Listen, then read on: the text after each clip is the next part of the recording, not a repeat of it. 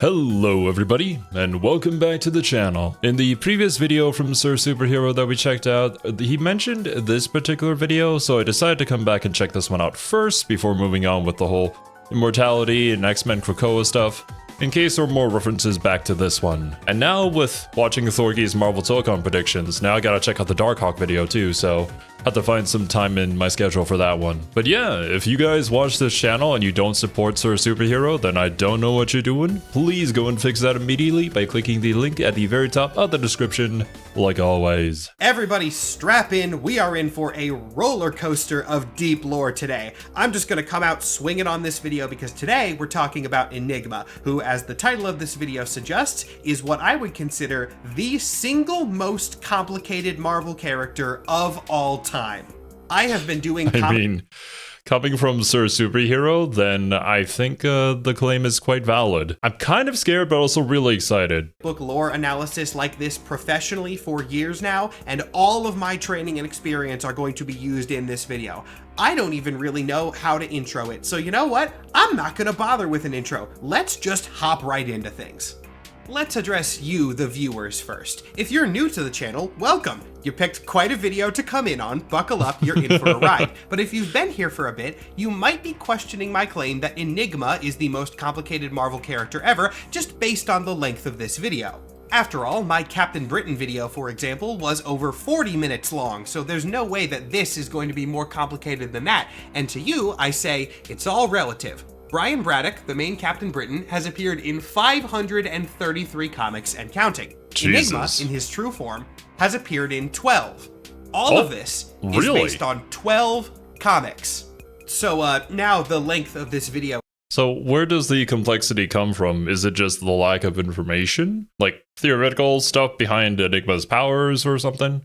We'll see. Enigma's component characters, that phrasing will make sense later, have appeared in more than 12, but the core of this happens in those main issues. So by component characters, is that why, like, Mr. Sinister, I believe his name was referenced in the video to this video? Was probably looking a little bit scarier, and I'm about to make it worse because I need to preface something else before we start. The structure of this video is going to be insane. I think at this point I've developed a pretty good reputation for structuring my videos and presenting my concepts at least decently, but in this one we're going to be dealing with other dimensional weirdness and a lot of events in parallel universes happening concurrently and just so much incredibly complex time travel. So expect things to jump around a little bit and me to go on seemingly unrelated tangents. I swear on Khonshu himself, I will loop it all back in. Yeah, especially when it comes to a series that deals with stuff like that, it's going to be really tough to try and make it a linear sort of storytelling experience. We had some experience with this, well, obviously with Sir Superhero's other videos, but also with Thorgy's like Blaze Blue timeline video or like the lore and story behind it. And he would always have to like say specific things and say, put a pin in that, just remember that, we'll come back to that later. I gotta explain this other thing first before we ever come back to it like 2 or 3 hours later. I do not envy them for having to come up with a way to tell us in a way that makes some sort of sense. And so, with all of those things out of the way, now we can finally start talking about the character. We are going to begin with Mr. Sinister, a name that some of you might actually already be familiar with, except not actually, because instead of dealing with the Mr. Sinister that's popular, we're going to be dealing with a clone. Or rather, the version of Mr. Sinister that is popular is a clone, and we're going to be talking about the original. We're so short into this video, and we're already at this level of insanity. Oh god, this is gonna be rough. This Mr. Sinister begins as a human scientist in the 1800s named Nathaniel Essex. Nathaniel's specialty is in genetics, and he's extremely skilled at this, with his masterpiece theory being the idea that humanity will eventually develop mutation. And not like normal real-world mutation, X-gene X-Men stuff. He starts doing all kinds of experiments to try and prove his theory, all of which are extremely unethical. However, they do work in a way. Essex's theory is proven not by his own science, though, but by the appearance of apocalypse. See, Nathaniel's ideas about human mutation being possible were absolutely correct, he just got the timing wrong. Mutants had been around for a while, but had been hiding themselves, and when Apocalypse found out about this very promising human science, he decided to have a few words with him. I'm gonna have to assume that the whole idea for Mr. Sinister over here is basically like a Frankenstein story. Although I suppose the mad scientist doing unethical stuff to human beings is probably where the similarities end. But rather than kill him or anything like that, Apocalypse is impressed and offers to take Essex on as a sort of dignitary. Spurred on by the death of his wife, who had discovered and disapproved of his experiments, Nathaniel accepts and is transformed into Mr. Sinister. This version of Sinister looks a lot more familiar and does end up fighting some X-Men who are time traveling back to the 19th century, but he is still not the most popular one that appears in the most comics. This version of Sinister does not live long enough to see the modern day. See, this iteration of Sinister's powers were very unstable, a chaotic combination of celestial technology given to him by Apocalypse and a lot of meddling with his own genetics. They were slowly killing him, but before his death, he had a vision of dominion. Alright, I promised you tangents, and this is going to be the first one, because we need to explain what a dominion is. This is a very specific term when we're talking about Marvel, and it revolves around artificial intelligence. But like, cool artificial intelligence, not tech bros thinking that they're suddenly artists now. This is like real.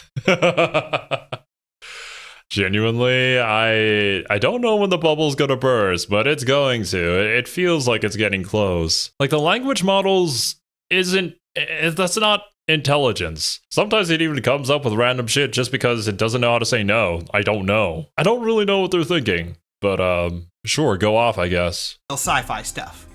A dominion is essentially a perfected artificial mind. If you've heard of the concept of the singularity, that's kind of similar to what we're talking about here, but I'll explain it quickly for anybody who hasn't. To put it simply, a dominion is what you get when a single AI gains enough processing power to become God. They're not invulnerable, not necessarily, but pretty. So basically like Durandal from Marathon, or I guess Shodan from System Shock could probably count among that. Damn close. A normal dominion can really only be opposed by something like Galactus or the Phoenix, inherent cosmic forces of the universe that are on that magical sort of level.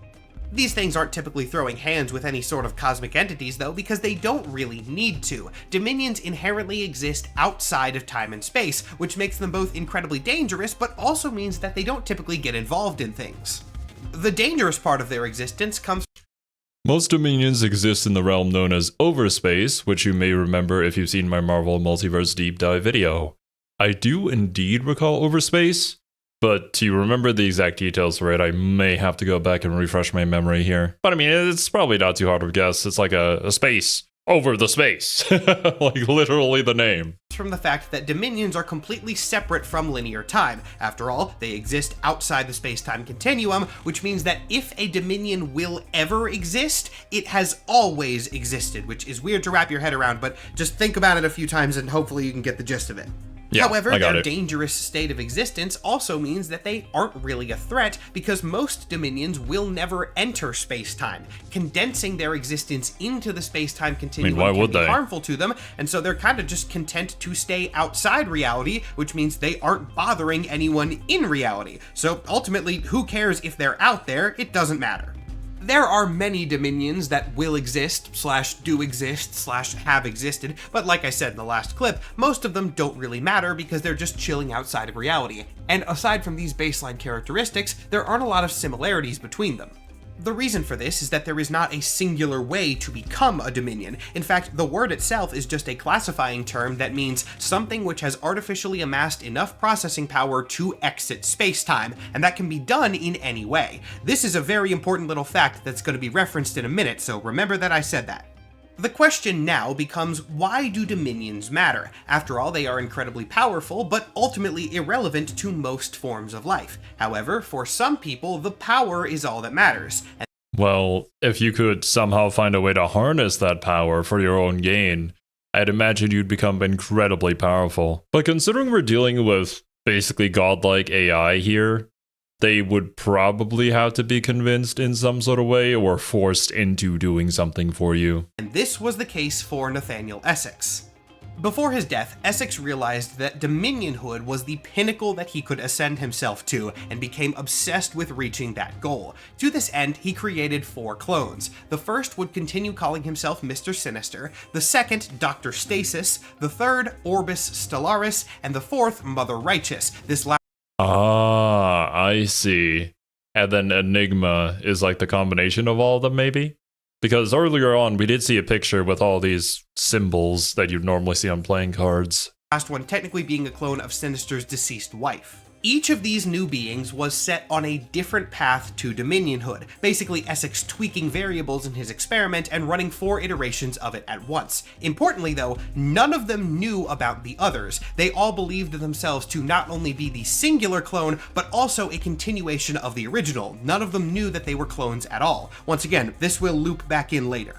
The next chunk of this video is going to be a brief summary of each of these clones, their plans, and the eventual outcomes of said plans. We'll start with the clone represented by the diamond, Mr. Sinister. This is finally the Mr. Sinister that appears in most of the comic books. Okay. Of course, given that Mr. Sinister has appeared in so many comics, literally hundreds of them, this is not going to be a full history of the character. This Enigma thing was a relatively recent retcon adding to his quote-unquote true purpose, and so we're just going to focus on the parts extremely relevant to that.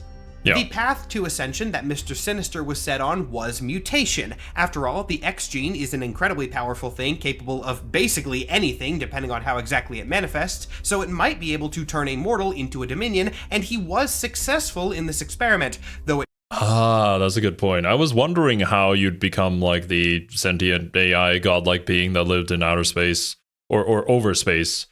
But with the X gene, yeah, potentially, maybe. Probably the best chance that he has. It took about 1,000 years. Remember, I also promised a lot of time travel in this video, and so begins that.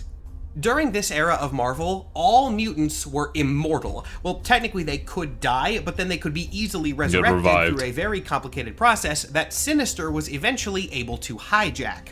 He was able to implant these little genetic switches into the resurrection protocols, which ensured that anyone who was brought back would find themselves, for lack of a better term, sinisterized. This was I mean, the literal syringe itself has a diamond on it, and he was basically like incredibly pivotal to the whole resurrection thing and immortality thing that was happening on Krakoa. Which, as you guys explained, was kind of the reason why he was on the Quiet Council in the first place. So then, yeah, this probably ties into Sinister's whole ulterior motives that he had this entire time while being a part of the Quiet Council. That makes a lot of sense. It was a good plan at first, and it did kind of work, but it eventually backfired on him in a maybe predictable way. Sinister was originally supposed to keep these sinisterized mutants under control, but unfortunately for him, he implanted several of his enemies with the genetic and mental signatures of his own megalomaniacal narcissistic mind, and so they figured out a way outside of the control, and everything went haywire. This leads to the mutants taking over the entire world, and over the next 1,000 years, the entire galaxy, splintering into a bunch of wild, warring factions. There's a whole event about this called Sins of Sinister, which explores this speculative future, and it's actually a very fun one. I would highly recommend it, but I can't dive into it too much now for time, which will make sense in a couple of minutes. Suffice it to say, and I am going to spoil Sins of Sinister here, but I can't explain Enigma without it, at the end of this 1,000 years or so, the galaxy is full of mutants belonging to these many factions, and Sinister eventually is able to get control over them and re-establish his psychic link, unifying them all into a hive mind, which creates a dominion. So yes, this does mean that Mr. Sinister actually succeeds in his goal in the future. He amasses enough mental processing power to get to Dominionhood. And like I said, since Dominions exist outside time and space, if one will exist, it will have always existed. So no matter how long it took, this was unequivocally a win. And I know that's a little bit of an odd way to end the summary of this one clone, but as is quickly becoming the catchphrase of this video and kind of Enigma as a whole, we'll loop that back in later. Now let's move on to the second clone, Dr. Stasis. Dr. Stasis was represented by the suit of clubs, and his pathway to ascension was human capabilities, both technological and biological. Not mutation though, things that humanity can both endure and create, like Captain America and Spider-Man, humans who have become more than that. Not extreme. We don't know as much about Dr. Stasis' history as we do for Mr. Sinister, and once again, I'm going to focus on the Enigma-specific stuff, but we do know that Stasis was the first to realize that he was a clone, not that that stopped him in his work. His plan was a bit more practical than that of Mr. Sinister. Rather than try to amass processing power to Dominionhood from scratch, he wanted to basically hijack an existing Dominion, and so Oh yeah, there you go. That was my idea initially. It felt like the most realistic way somebody could become Dominion or obtain the power of Dominions. Created a trap for one. Over many years, Stasis converted the entire planet Mars into a sentient computer known as a world mind, basically wanting to use it as bait for a Dominion that already existed. He wanted to lure one down into space-time and then grab it. Remember, when an infinitely powerful Dominion condenses itself into reality, it does become weakened temporarily, and Stasis took advantage of that weakness, blew up the sun, and used that energy pulse to reduce the Dominion's consciousness to nothing. Basically, he turned it off, but left the processing power there, and then uploaded his mind to that processing power instead. Okay, it's starting to make sense, but like, imagine when you're shutting down your computer, you have to blow up a sun in order to do that. That'd be hilarious and insane. Taking over the Dominion for himself. So this means that Dr. Stasis also succeeded in Dominionhood. You might notice a pattern starting to emerge here, and hold on to that. For now, we're going to go on to the third clone. This one is Orbis Stellaris, which is very hard to say quickly because of the S sound going into another S sound. I'm just going to call him Orbis for the rest of this, and he is represented by the suit of spades. The path that Orbis was set on was space stuff, essentially. Both Mr. Sinister and Dr. Stasis had very Earth-based plans, but Orbis was an acknowledgement that there's a lot of weird stuff out in space, and that cosmic power might be an excellent path to Dominionhood. Orbis left Earth almost immediately after his creation, and during his years of planning, amassed a gigantic alien army which would later assault the planet very successfully, killing almost every resident, including all the superhumans. Then, with all of his opposition off the table, Orbis took his sweet time grabbing up cosmic material for his eventual end goal, and was able to achieve it with a device using the pseudo-magic metal known as Mysterium and fragments of the interuniversal Macron crystal. Love it. This cosmic warp allowed him to gain enough processing power to become a Dominion, which means we are 3 for 3 right now. Only one clone left to go, and this one is my favorite. Mother Righteous, the only of the clones that is not based on Nathaniel Essex, instead being of his late wife Rebecca. Why is Mother Righteous my favorite? Well, it's because her path to ascension was magic, and anything that blends magic with superhero stuff is my favorite genre of all time. That's why she's my favorite. No other reason. I mean, hey, I respect it, man. We ain't gonna yuck anyone else's yums here. Unrelated, has anyone cosplayed Mother Righteous? I think that'd be cool, you know, for research purposes. Drop the handles. Jokes aside, well, half jokes aside, Mother Righteous is a very cool character from a story perspective. If you like weird, trippy, narrative-based magic characters, you will love her whole vibe, and her path to ascension took her to the White Hot Room. Through a very complicated sequence of magical tricks and events, she ended up in this dimension, which is the home of the Phoenix Force, and entered battle with the cosmic embodiment of life itself. Jesus. This is really going back to the whole, like, Marvel cosmology video again. I do at least remember details about this one, though. Wounding it enough that she was able to make some magical effects on the world from within this realm, turning herself into a Dominion. Like, seriously, she writes the story of her ascension in blood on the fabric of reality itself. Jesus.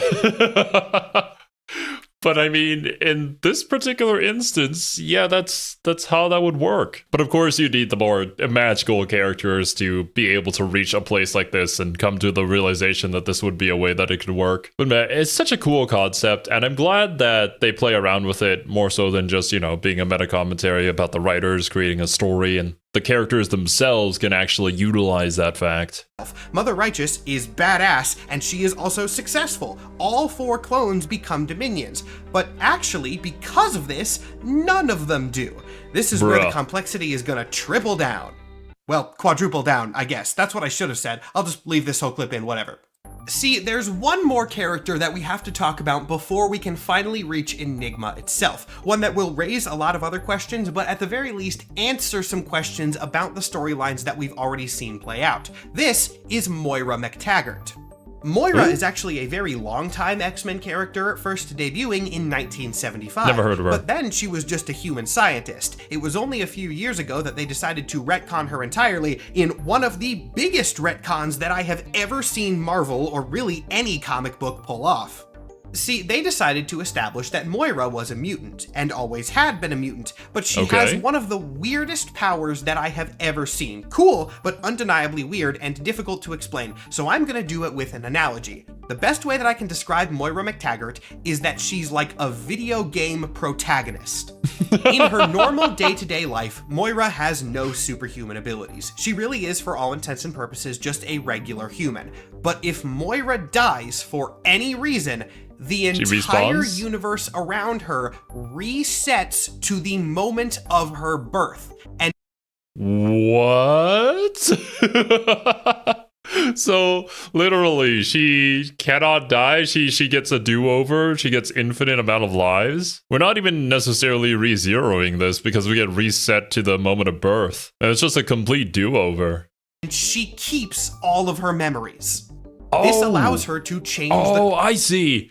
That's actually really cool. So Moira is essentially a roguelike protagonist. It kind of reminds me of the movie, I think it was called Live, Die, Repeat with Tom Cruise. Except, instead of resetting the day, you reset back to the moment of birth. So it's a bit of a longer time span. Course of history. Only within the bounds of her own lifespan, of course, but that's still incredibly powerful. Just like in a video game, if something kills you, you can use that run to gain new information and learn new patterns, and then try things out that might lead to a different outcome. That's Moira's whole thing, but that's cool. Actually not super relevant to this video, weirdly enough.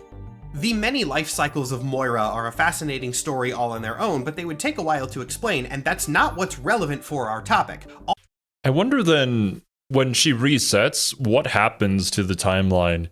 Is it quite literally just a time travel backwards? Or is this like a multiversal, like multiple world lines thing?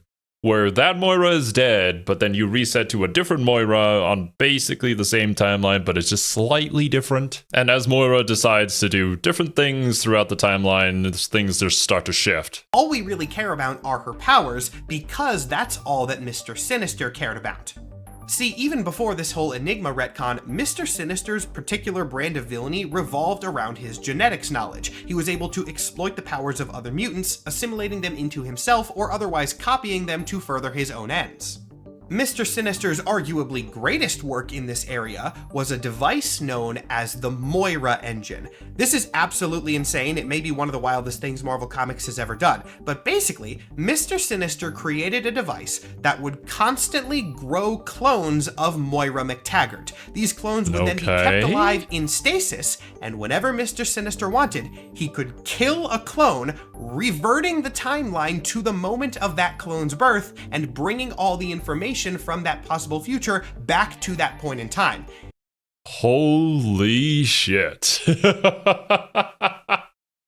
Wow, that is a diabolical use of Moira's powers. But okay, I'm starting to understand more of how Mr. Sinister operates. He's able to utilize everybody else's powers through the power of genetics and whatnot to his own advantage. That's actually really creative. But man, this is very dangerous to have in the hands of somebody called Mr. Sinister. Probably even more so if some sort of like a Doctor of Doom came along. He created a respawn point for himself. This is the explanation for all the weird inconsistencies in those little clone bios that I just gave you. This is how all of their timelines span thousands of years into the future. The specific circumstances that led to their ascension wasn't something that they all got first try. They were using the Moira engine to just try this plan over and over and over and over and over until they finally found one that worked. So we have 4 successful Dominions, all of them in different Moira timelines, but remember, as I've said a few times, when a Dominion is made, it exists outside of space and time. So as long as one of the timelines was successful, it would therefore always be successful and always have been successful. But then comes the question of how exactly does overspace work then within this context? Because I would assume that it's unaffected by all these shifts within the timeline or resettings of the timeline. And if the 4 of them succeed all at the same time, then a Dominion of them would have existed always? But then would it be the same Dominion, or would there be 4 separate Dominions? I would have to assume that this is what ends up forming into Enigma, which at that point, would they even count as a Dominion? I guess we'll see. That means 4 Dominions. 4 Dominions meant that they all technically failed, because there was a 5th one. all of this complexity was by design.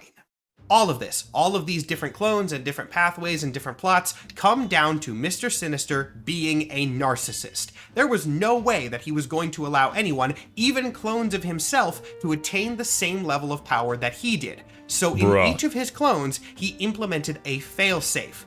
A failsafe that would channel their powers into the original. See, during the clone bio section, I said that each one of them became a Dominion. Technically, that wasn't true. I left off those stories right before the final shot. In the final shots of all of their ascension, something blocks them. This is Enigma. 4 clones, 4 different areas of power, all plugged into one prime AI that now contains the processing power of 4 different pathways to ascension. A super dominion that controls mutation, human factors, cosmic powers, and magic all at once, all under the brain of Mr. fucking Sinister.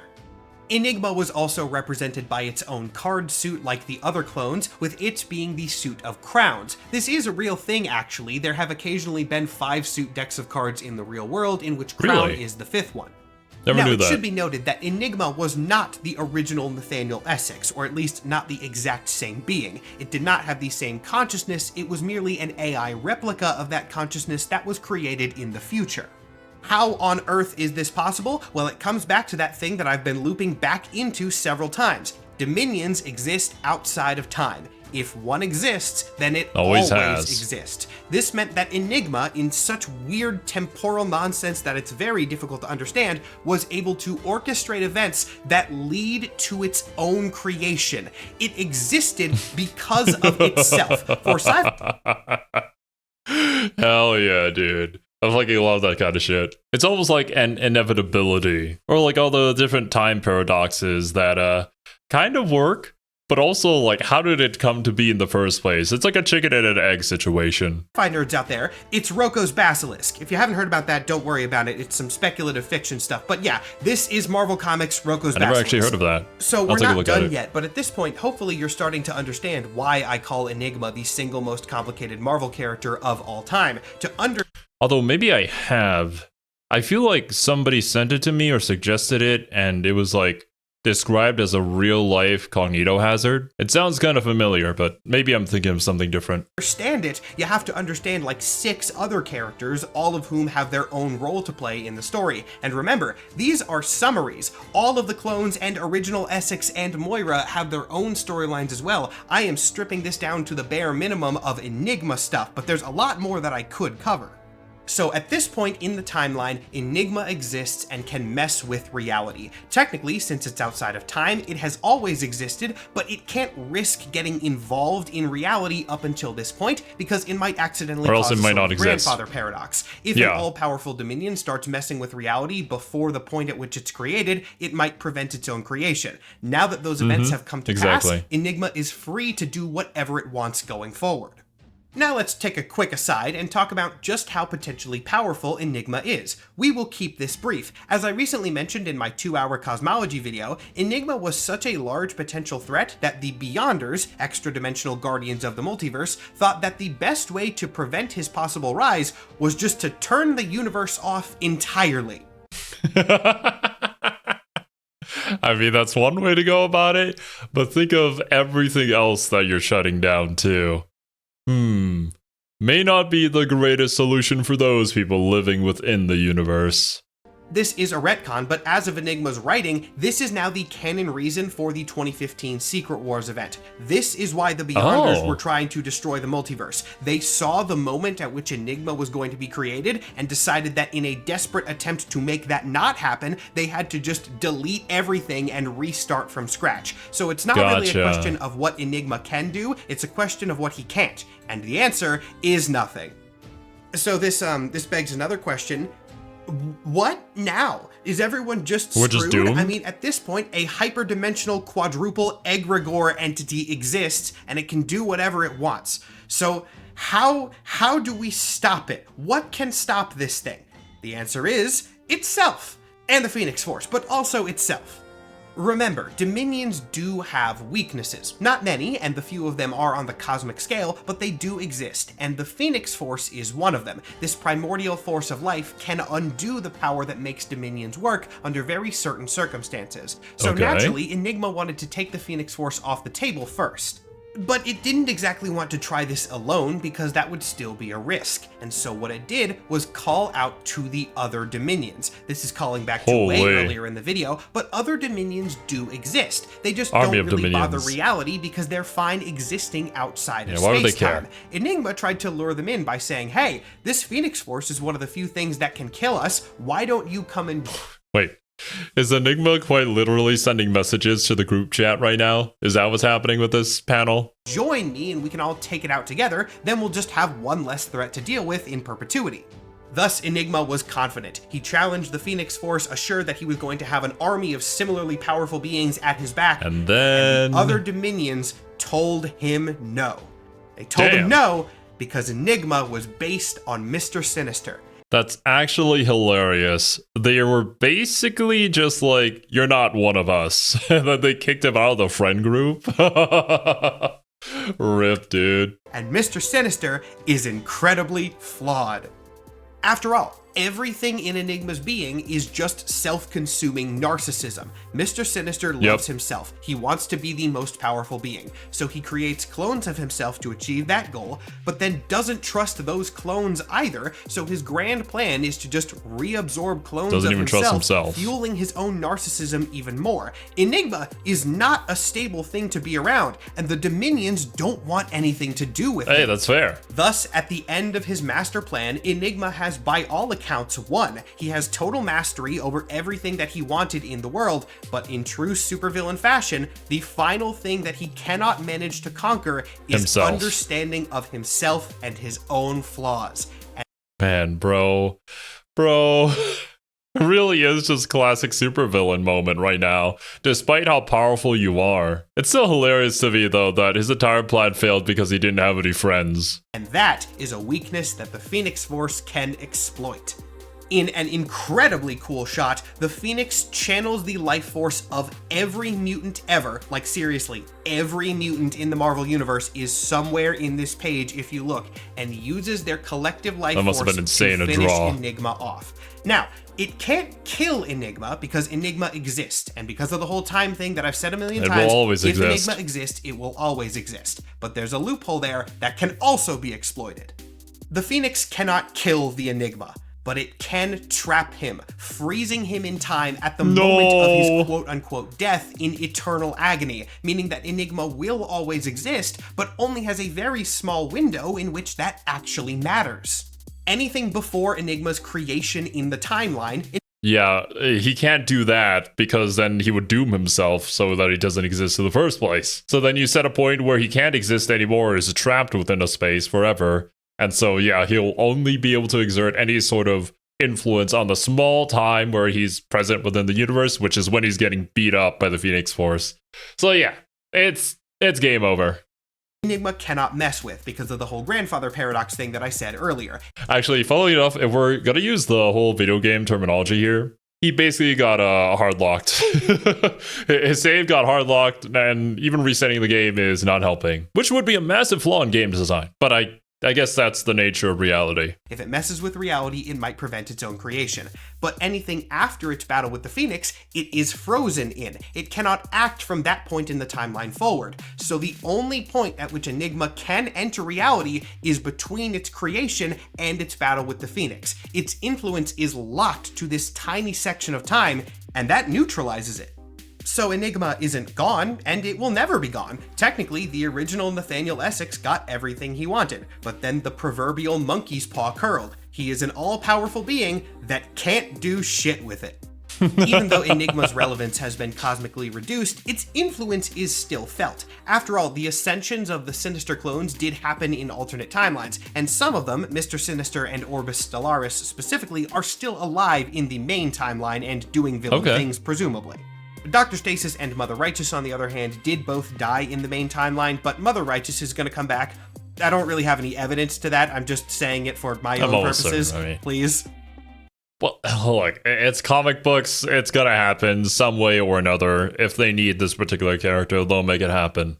And with that, the story of Enigma comes to a close. And now that I'm done, I want to remind everybody of something I said at the beginning. Remember, Enigma in his final combined form only appears in 12 issues.